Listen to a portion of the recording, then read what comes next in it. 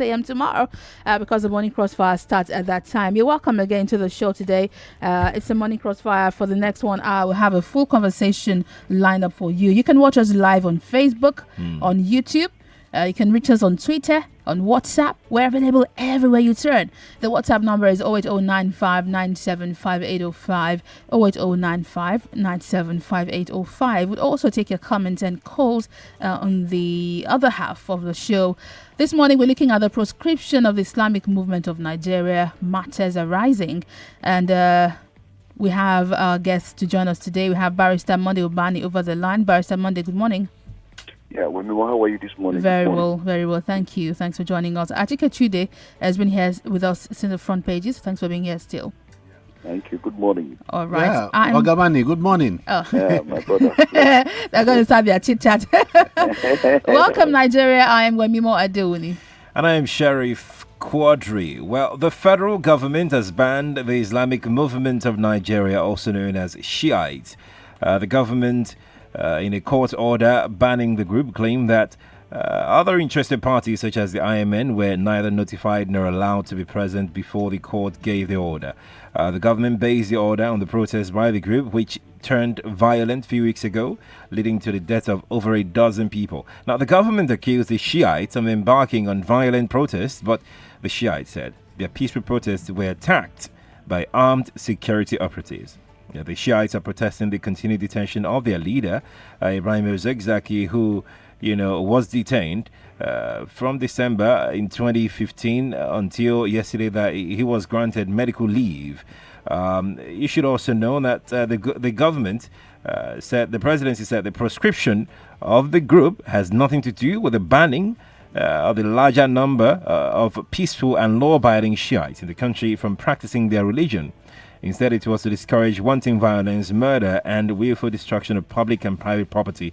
That's what the government said. The presidency alleged that the organization, the Shiites now, has been taken over by extremists who do not believe in peaceful protest and instead employed violence and arson, driving fear and undermining the rights of others and constituted authority. As it stands right now, the Islamic movement of Nigeria remained proscribed.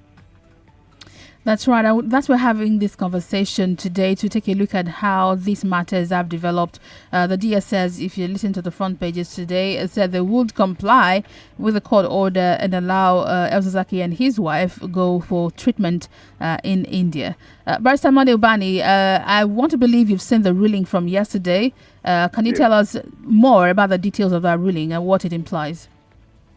Yeah, what was granted yesterday was leave for the accused person and the wife to go for medical treatment abroad, because that has been the application of the counsel to both husband and wife.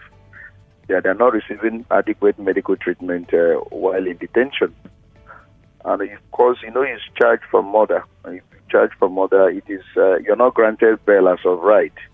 It's clearly at the discretion of the court, and you have to produce exceptional circumstance of very solid ground that will warrant bail for somebody who is charged for capital offense. Ordinarily, other matters, other crimes, you are granted bail as of right, but if it involves an offense that carries death penalty, the court must look for exceptional ground before you can be granted bail. So what the lawyers have done in the case of El-Zakzaki and his wife is to say, look, this man is not receiving adequate treatment. He's been sick.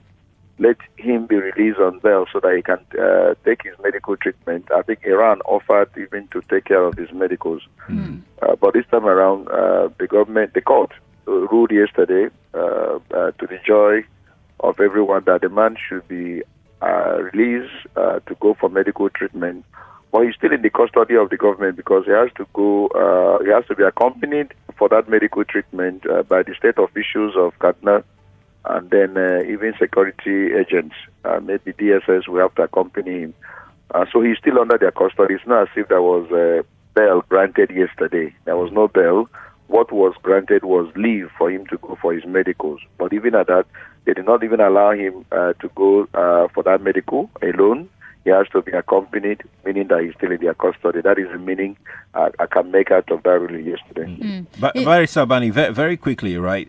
So he was granted leave yesterday alongside, his wife, and you did mention that, state officials will have to accompany him, to India for that leave. My question is this, right?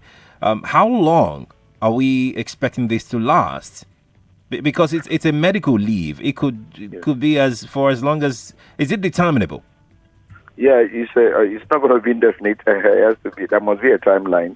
I don't know what the state of his health is, but the doctors in India will determine the duration of his treatment. It may last up to 2 or 3 months, or it may even be less than that. But it is the doctors that will determine the length of his treatment, and then he'll come back to face his trial. According to them, immediately he comes back from medicals, they will resume proceedings against him. In other words, they're not granting any bail. They will be ready probably now to hasten the process of his trial. Now, one of the grounds by the lawyers of El Zakzaky, prominent of which is Femi Falana, is that, and I found this pretty interesting. El Zakzaky has been in detention since 2015. That's right. When soldiers raided the IMN headquarters in Zaria and killed at least 347 Shiites. Both of them, that's El Zakzaky and his wife, are expected to go for treatment at Mandeta Hospital in New Delhi, in India, for treatment. What is this treatment about? With what we've gathered, many of the pellets in his body had not been removed since 2015, which is why, his lawyers have claimed that he's got a lot of lead in his body, and the same with his wife. But the government told us over and over again, Achike, that El Zakzaky was receiving treatment and that Nigeria was spending millions every month taking care of him. The government has an axe to grind with El Zakzaky and will do that and should do that through the courts. But if he's had pellets in his body since 2015, what has this got to say? There are many things about... 1 minute, Barrister. The Achike Chude is here in the studio. I'll come back to you on this one.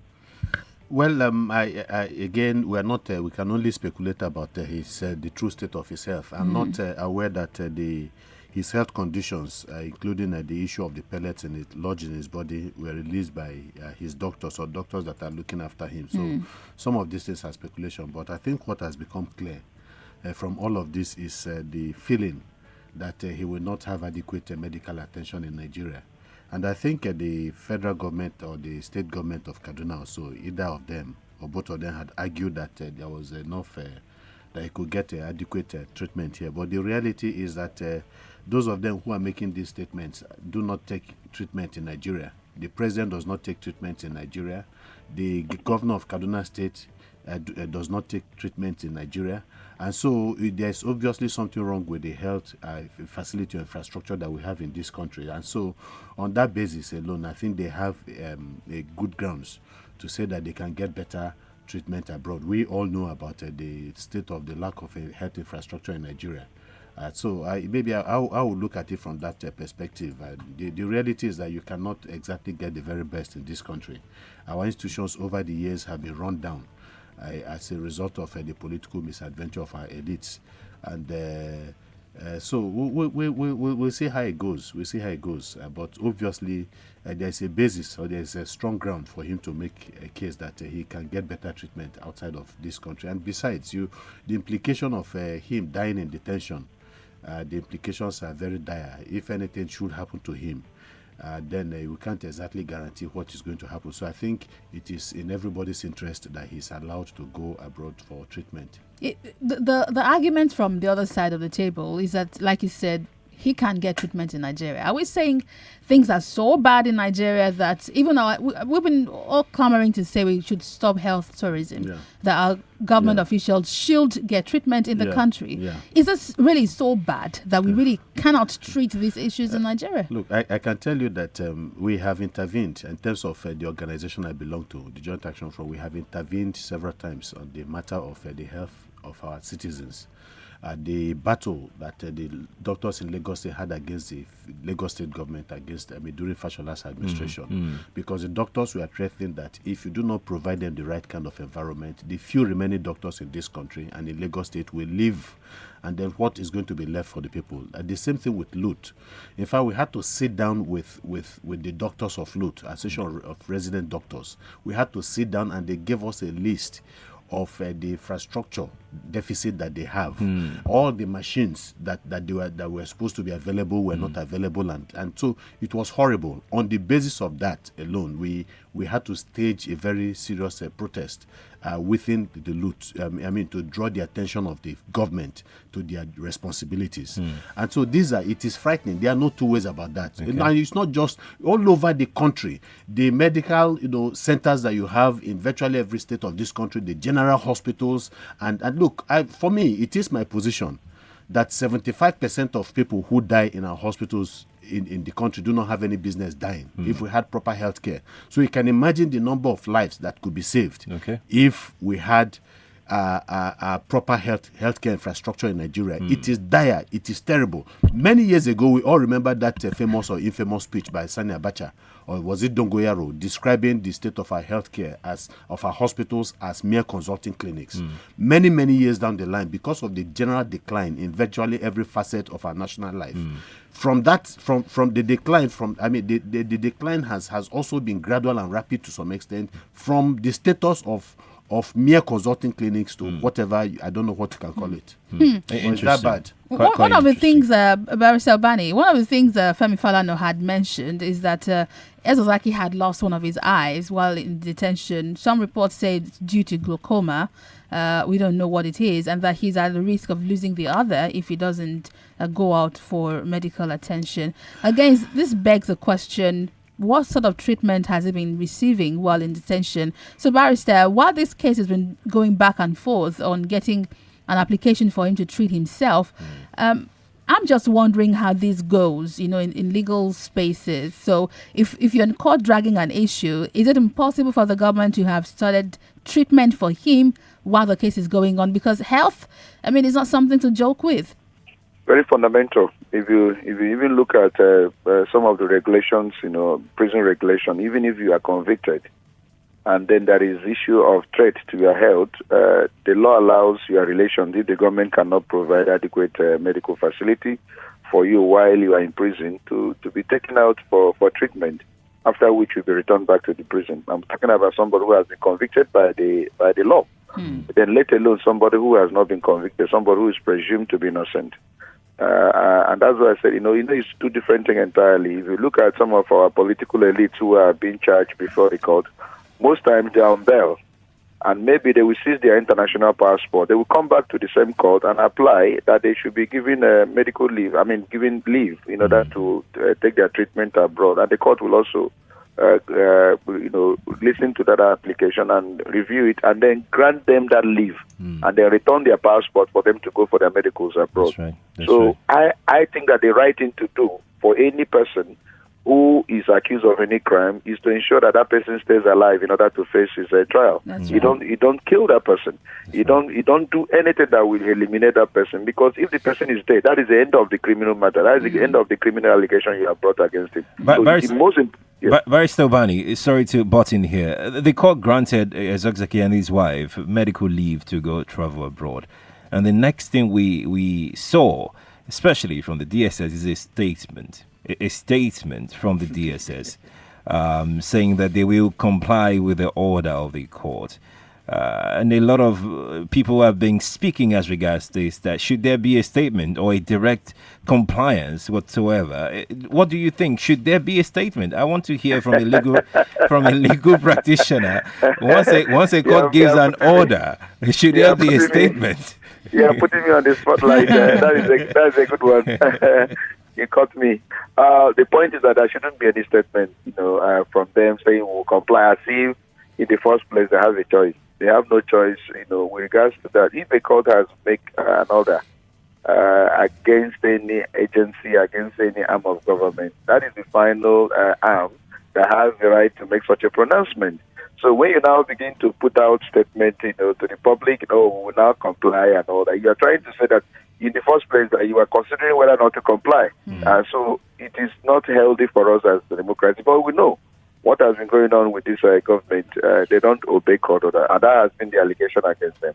And I wish that this government that we fought for, Barrister Mondo Nyeka, I was very instrumental to coming into power of this government. I was all over the place, on radio, on social media, all over, on television, canvassing for this change. And what was I canvassing for? What was the idea behind ensuring that this particular, because the change they promised us, we wanted to run away from impunity, wanted to run away from the old way of doing things, wanted to run away from issue of non-respect to people's fundamental human rights, wanted a situation where there would be no more corruption in the real sense of it, where you go to the police and you are given bail and that bail is free, where police do not have any right to stop you on the road and begin to demand money from you, custom do not do, many things we were all expecting that change. You are going through the airport, nobody is, putting you under shame, begging you for money. The same system is still happening all over and over. That the change we all clamor for, we're not seeing it another. So are you disappointed that you clamored and campaigned for that change? We did all we did because we love the nation. We have always been on the side of the nation. It has nothing to do with Buhari. It has nothing to do with any person. We have to be with Nigeria. And if you ask me tomorrow, I will still be with Nigeria. Even this issue now that is coming up and all that with Shore and Achike and all that, we want to be with Nigeria, not with any individual, because any individual can fail you tomorrow, but the country will never fail you. So we have always been with it. So when people begin to blame us, oh, you are the one that brought Buhari to power, and I just laugh. I laugh at them because there is a lot of ignorance all over the place. It's not about Buhari. It's about the country. We felt that the best thing we decide for this nation, when we see other nations do things the way they are doing it, we must all be with the country. Let's do things rightly. That's why we went for them. But unfortunately, what we're getting is not what we bargained for. But we will have to still be with Nigeria. So don't keep on blaming people. You guys are the one that, for God's sake, keep all that a blame to yourself. We did what we did for the sake of the country. Well, talking about that blame, there were lots of blames going on Facebook when we talked about this story on the front pages. We'll head back to Facebook shortly. We're also live on YouTube. You can also leave us your comment on Twitter at Nigeria Info FM. That will be after the break. Barrister Money Obani, please hold the line. Achike Chude is here with us in the studio. When we come back, we'll have more conversations on this same matter. The proscription of the Islamic movement of Nigeria, matters arising. That's what we're looking at today. I'm Wemimo Adewuni. And I'm Sheriff Quadry.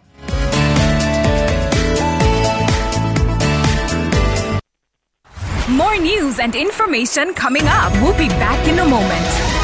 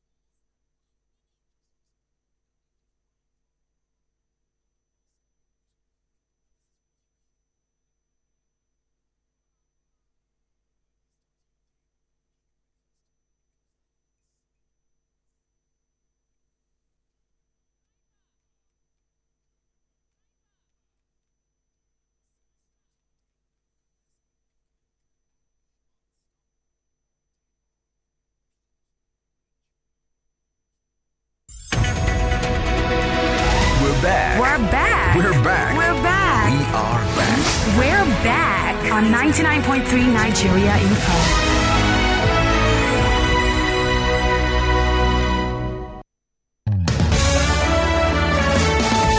We're back as the morning Crossfire on 99.3 Nigeria Info. If you're just joining us, well, you missed quite a lot, but we're here on the last half of the conversation today. And we're taking a look at the proscription of the IMN. Matters arising just yesterday, the court granted a leave application on health grounds for Achike and his wife to get treatment and return to continue to face their trial. And we're looking at the whole issue of proscription, the IMN, and moving forward. We have Barrister Madubani with us on the line. Barrister, thanks for holding the line still. Thank you. And here in the studio is Achike Chude. Achike, thanks for being here still also. Many have weighed the move by the federal government, we will say the federal government. It's actually the courts who have done this in granting, this application for him to go get treatment on health grounds. But the move by the federal government, where we could categorize the DSS, many have said this is a very good strategy. I mean, allowing him to go on leave would stem all forms of protest. Now he's going to leave. Our roads can breathe easy. Nigerians, Abuja residents, and other places across the country might breathe easier because there might be no more protests from the IMN who have suspended their protests, or for individuals who might decide to just protest on his behalf. You think this really was a good strategy? Who is the question? It is. No doubt about that. This is what people have been calling for a very long time. There is also the greater issue of the bail that had been granted him even before now. I guess maybe Barrister Obani would also talk about that. But the reality is that the tension has been palpable. The crisis has degenerated, leading to the needless loss of lives. The Channel's news reporter, the DCP, Deputy Commissioner of Police, that were killed, and then the scores of hundreds of Shiites that were also killed. The reality is that if you want to apportion blame for that, I mean, these are things that would have been preventable if the government had done the right thing. Because if there was no ruling by the court for this man to be granted bail before now, then you cannot exactly put blame on the government.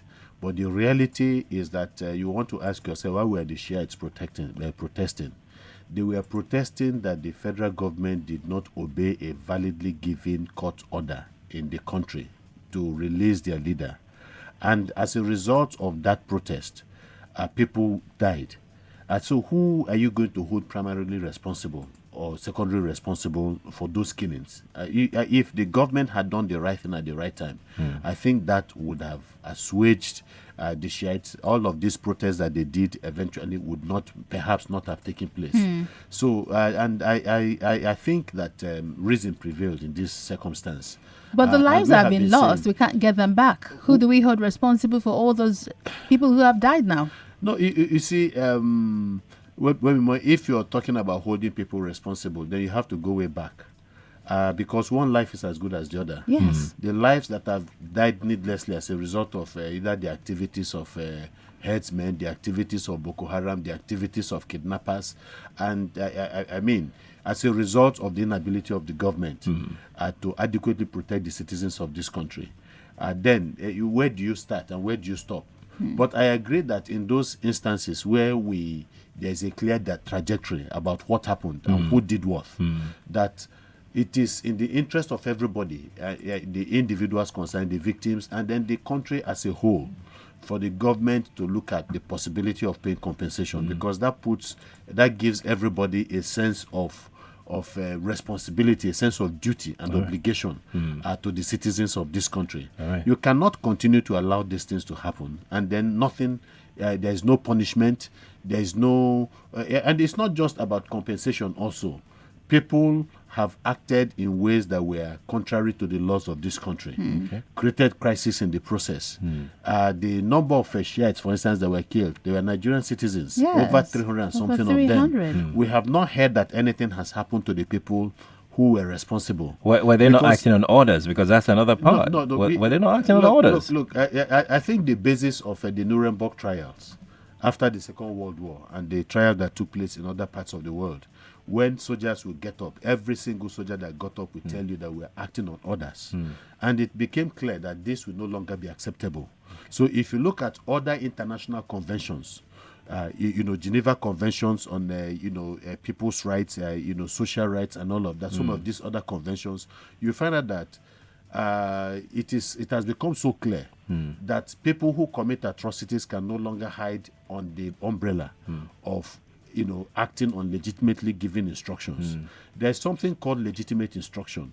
A commander can give you an instruction that you consider illegitimate, and you have a duty not to obey this instruction. The president of the country can give you an instruction to shoot at unarmed citizens, and you feel that instruction is contrary to the rule of engagement. And then you do what precisely? You disobey that order? You disobey. You have a right to disobey that order. Do you? Oh. Yes. Whether you do it. You think so? Yes, you have a right. No, let me make it very. You have a right. You have a duty to disobey that order. Of course, the reality is that it will not be disobeyed because you are afraid of the consequences of doing the right thing. So this is the issue. So who do you blame? That you know that something is wrong, and that instruction that you have to take, that you have to obey, will lead to the loss of innocent life. And you say, because I'm going to be punished. What kind of punishment? They are going to punish you with imprisonment, or they are going to punish you by maybe dismissing you from the armed force. And then you say, okay, I will take a human life, because the person who gave me this instruction, even though it is illegitimate and illegal and I should not obey it, is the president of this country. Emphasize that soldiers are trained to obey orders. And disobedience of superior order, I mean, I'm not sure it's as light as you paint it. If your superior gives you an order and you decide not to obey. Let's not dwell on that. Let's not dwell on that. You cannot hide, and that is what I'm saying. That soldiers were held guilty and accountable for obeying instructions, whether those instructions were legitimately given or not. But in terms of, Nigeria is a signatory to international conventions, apart from the rules of engagement that we have. If you go through even the rules of engagement of Nigerian army and the police and so on, you cannot, for instance, take a gun and shoot somebody. There has to be a basis for that, and that's why sometimes police people are arraigned. Before you have orderly room trials, and so they cannot say, look, because it's a criminal, you must take him somewhere. It is the court that will determine. On this matter, about almost 400 lives we're talking about here or more. Do you think do you see or anticipate that the government will set up a panel of inquiry into the deaths that have occurred both on the Shiite side, Nigerians who are not Shiites also? Do you think we might be looking into those deaths? This present government will never set up any panel to investigate those deaths that occurred under the administration. Maybe a new government will do that.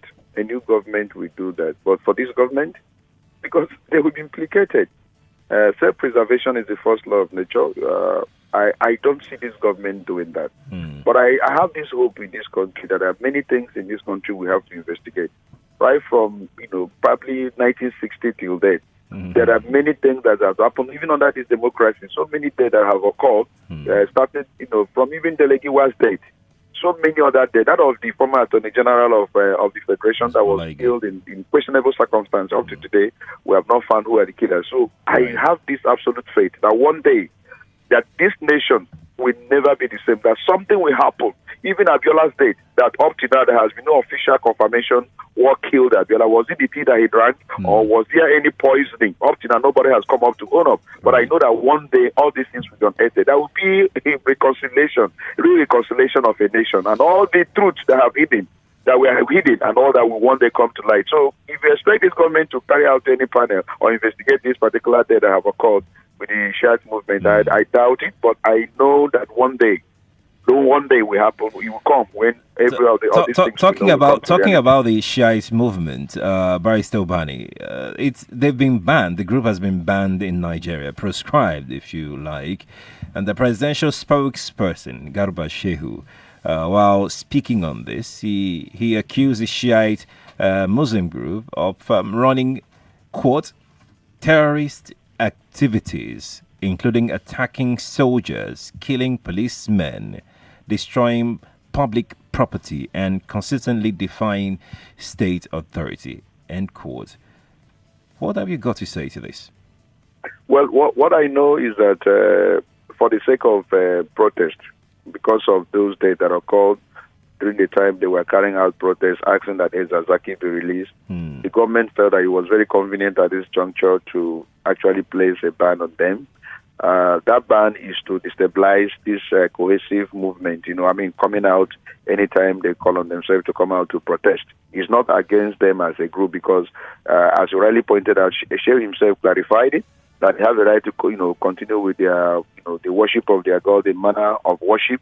Nobody is going to, disrupt them. But what they were targeting is this issue of cohesive manner. They come out anytime they call themselves out for strike. So they wanted to disorganize them by placing a ban on them. So I think that ban is purposely for the sake of protest. They just wanted to destabilize them. The moment protest ceases and they want to continue with their movement, provided in a peaceful manner, I don't think that any government tomorrow will arrest them. Some have said that the reason for the ban is just for the sole purpose of the government, not to destabilize the group, but to have legal backing to clamp down on the group by using excessive force, if you like. I mean, if you've been declared a terrorist organization, that means the government has the right to use excessive force on you. I totally agree with you. That is actually the purpose. So in case tomorrow they come up with any manner, because I understand that they don't respect government, they don't respect institutions, they don't respect even the sovereign state of Nigeria, they don't regard any government.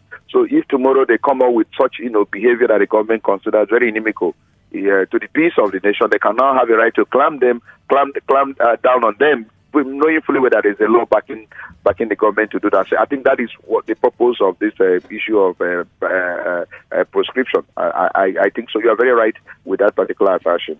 On the other hand, however, many people would also say that the activities, the protests, their processions sometimes get violent. And so the government has a duty to also protect Nigerians from these activities. I mean, after the proscription, which many have frowned at, and I'll be asking you about the process for proscribing a group, actually. Many people have asked that, was there really a need for a proscription? I mean, it wasn't just a case of public disturbance. Barrister Bani, what's the process for proscription? When is a group really a terrorist group? Yes. If you look at the act itself, that gives the government the leeway to proscribe a group, your activity must come to the level where its existence has become very inimical to the peace and order of government. When you have carried out some threat, and that threat has even been manifested in physical action, there has been death. Things have occurred that gives the government the impression that if this government, this particular organization is very, very dangerous to be allowed to exist in the polity because of the activities, which is clearly inimical to the interest of peace and order in the country. So what they do is to proscribe you. What they go to the Federal High Court and obtain an ex parte order, giving the information that this particular group should be proscribed.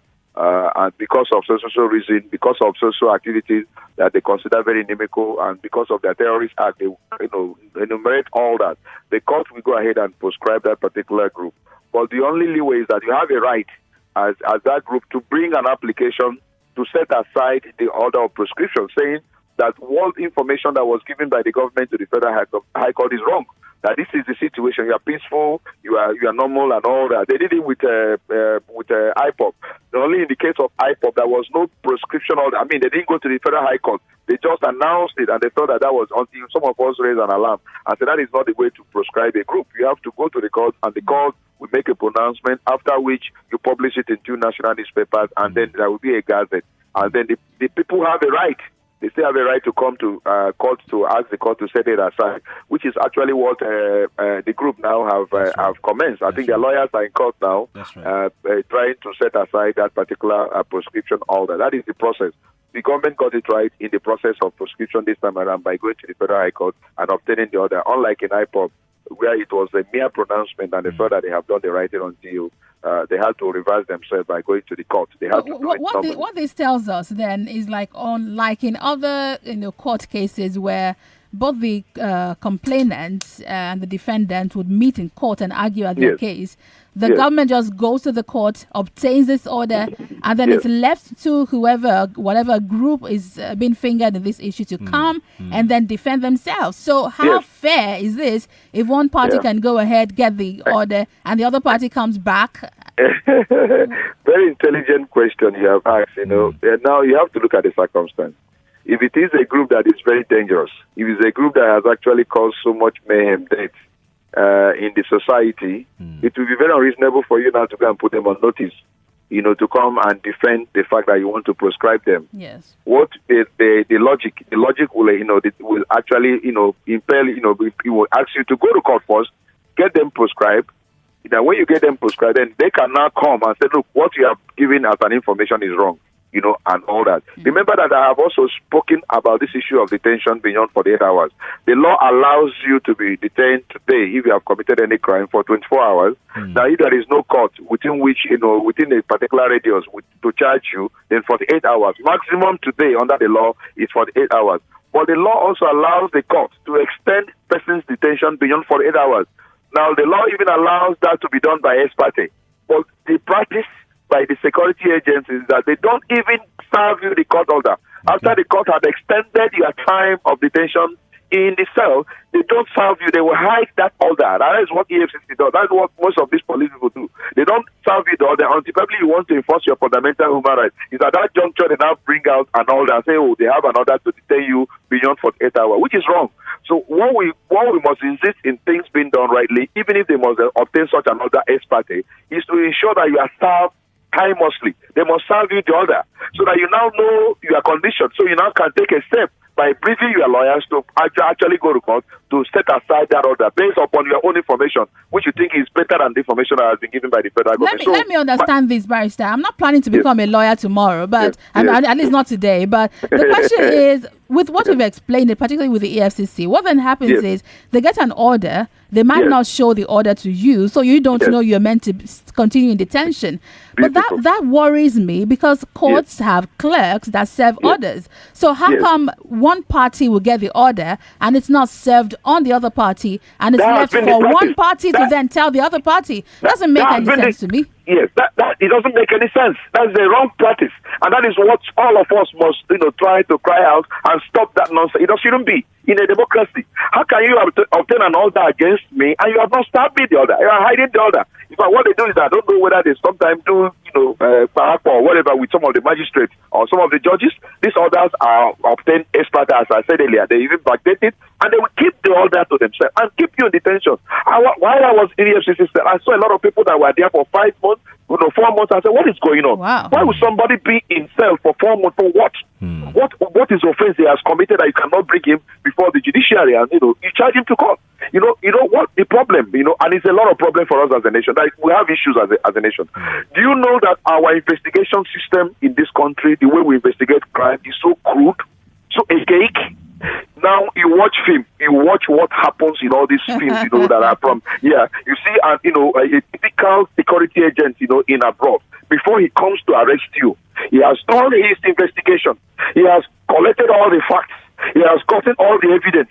There is no way you can escape. In fact, that's why most of them they end up in plea bargain because they know the evidence is so incontrovertible. Yes, before they come to your arrest, before they come for your arrest, they have done all their job. They can even monitor you for a whole year, allowing you to commit all the crime and then be keeping the evidence until they now come for arrest. They don't come for arrest and then begin to look for evidence. Now in Nigeria, it's the other way around.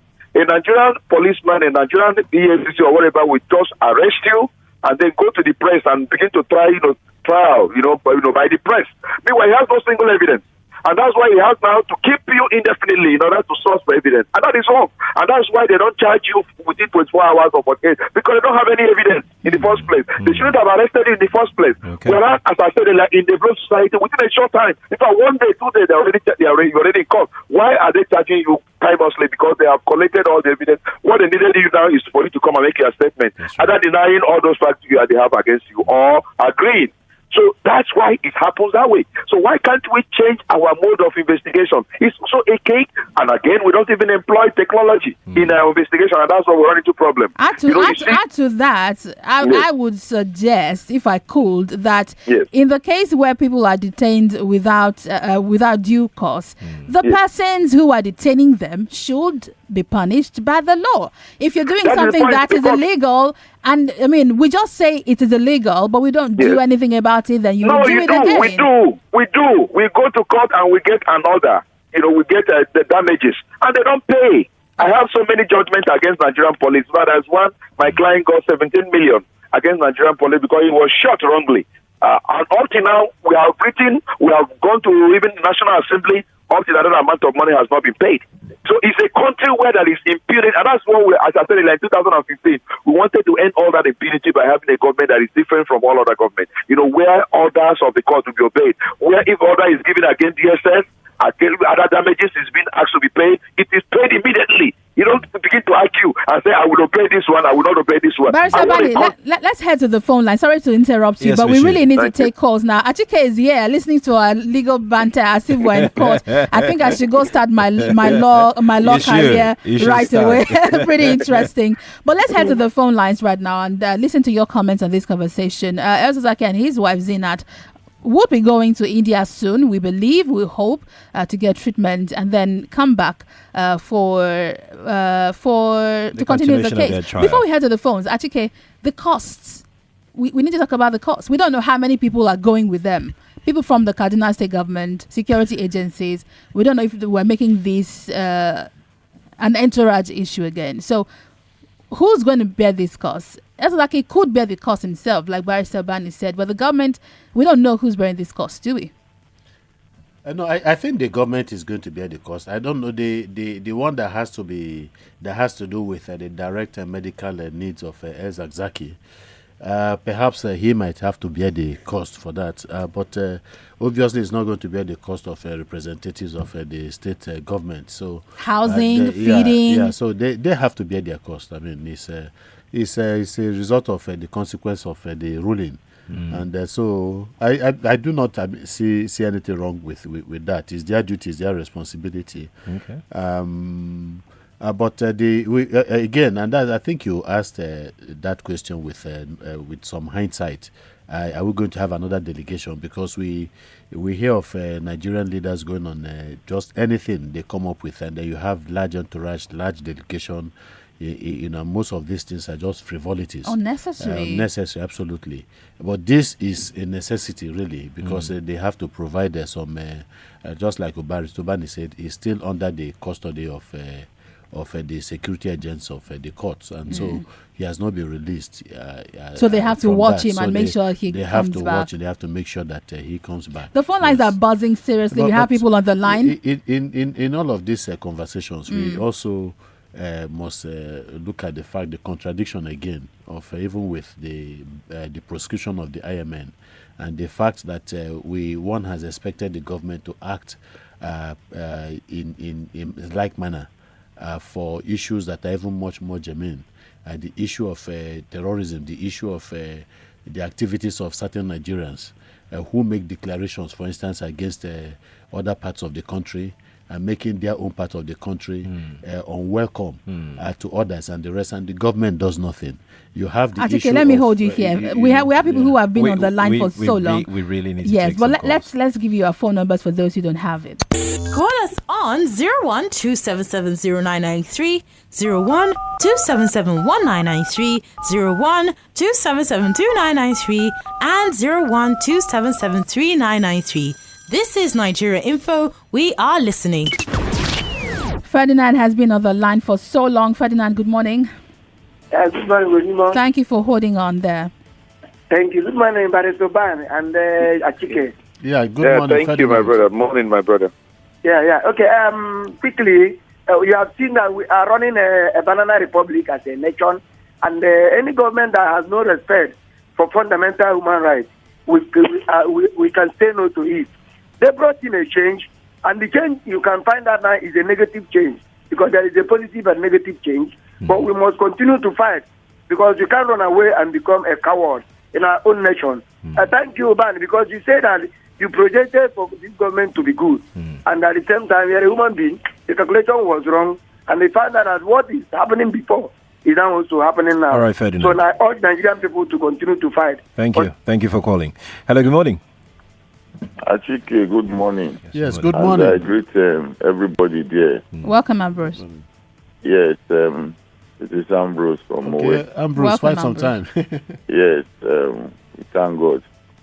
You see, I want to look at the case of Zakzaki and the case of Showore. Let me see Showore. I personally, I don't like his God. His statements are usually very reckless, even when he was the presidential candidate. But I listened to, I don't know who it was from the, DSS this morning when he was briefing the press. And you need to see how he had to talk and talk and talk. I said, is it because of Showore? And beyond that, this guy spoke, all these things that he's been saying is all because of the cheap in the land. Okay. The hunger in the land. People are disillusioned. People are not happy. Right. And, all right. We need to make this very quick. There are very many people on the line. Please people are not happy. Your very short. Okay. I will make it brief now. Thank you. People are not happy, and that's why you see that. I think what is calling for it can be misinterpreted, but I think he's just expressing of the people. And for El Zakzaki, I also don't like his style, of religiosity. But it is still the same fact that people are hungry, there's no employment. That's why any of these things, Nigerians are always interested because they just support what they ought not to support. All right. Thank you very much. You really need to keep it short. Hello, Clement is on the line. Good morning. Yeah, good morning. Good morning. Hello. Yeah, hello. Yeah, we can hear you, Clement. Go on. Okay, you see, when you stand for a cause, if you work out well, you take the praise. And when it fails, you should be ready to take the blame. True. You understand? I think my friend knows exactly what I'm talking, and that was why I have to put my surname. So the government you people brought upon Nigeria has failed. You guys should be ready to take the blame. Don't shift it to anywhere. Do you know how many people you can ask to vote for this man? Okay. I mean, I was barely 5 or 6 years when this man ruled Nigeria before now. Not even in primary school. And some of you were in primary school or secondary school. I only read from history how this man become a tyrant then. He jailed the president, the vice president, and the president was in house arrest. Now you people are shifting blame. You should take it. All right, Clement. Thank you very much, Clement. Let's take a final call from Pastor Oladipo. He's calling us from Orile. Good morning. Good morning, Wemimo. You're welcome. You need to please make this happen in 30 seconds. You're welcome to the show. Quickly, I want to say this, that if only those that bargain for this government to come into power have studied carefully, they would have known the nature of the person that is to spearhead that government. So there is nothing that will change. Okay, all right. Then. I am sorry, but we really need to wrap it up here. Thank you all for being a part of it. Facebook is also buzzing with arguments back and forth. We see you all. Thank you for joining the live stream on Facebook and YouTube. Barrister Monday Ubani, thank you so much for joining us on the show today. He didn't give us the right of reply. No, not today. Not today. Not today. Maybe some other time. Thank you so much for joining. Thank you, Barrister Ubani. Achike, Chude, thank you also for your time today. Thank you. And keep well. Keep well, Achike. Yes, wonderful. Let's this conversation continue on Twitter at Nigeria Info FM. I'm also on Twitter at Wemimo Sports. Sheriff Quadry is there at Sheriff Quadry. That's right. So let's take the conversation there. Let's keep talking over there. Big thanks to all those who have assisted today. Yvonne Ohefo as well as Zainab Yakin. Babatunde Absalam has made it possible for you to see us online.